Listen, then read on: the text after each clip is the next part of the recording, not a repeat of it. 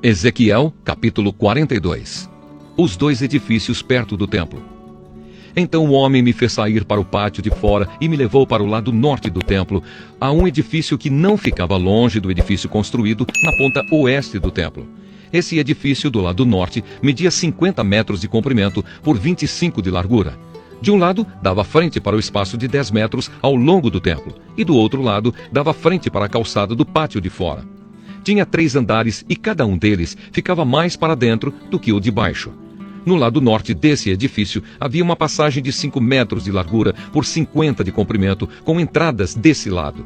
Os cômodos do andar de cima eram mais estreitos do que os do andar do meio e do térreo, porque ficavam mais para dentro. Nos 3 andares, os cômodos ficavam em terraços e não eram sustentados por colunas como os outros edifícios do pátio. No andar térreo, a parede de fora do edifício media 50 metros.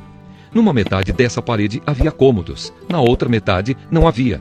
Todo o andar de cima era dividido em cômodos. Na ponta leste do edifício, onde começava a parede, havia debaixo dos cômodos uma entrada que dava para o pátio de fora.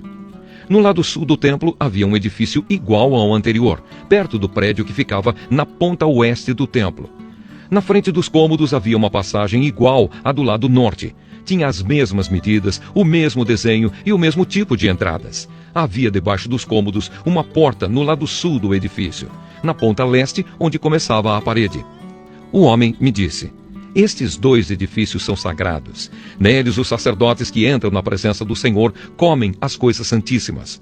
E porque os cômodos são santos, os sacerdotes colocarão neles as ofertas santíssimas, isto é, as ofertas de cereais e as ofertas feitas para tirar pecados e culpas.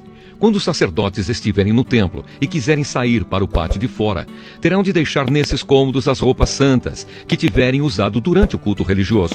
Eles terão de vestir outras roupas antes de saírem para o lugar onde o povo se reúne. As medidas da área do templo. Quando acabou de medir por dentro a área do templo, o homem me fez sair pelo portão do lado leste e então mediu a área por fora. Com a vara de medir, ele mediu o lado leste. Tinha 250 metros. Aí ele mediu os lados norte, sul e oeste e cada lado tinha a mesma largura, isto é, 250 metros.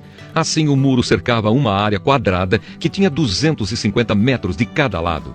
O muro servia para separar o que era santo do que não era.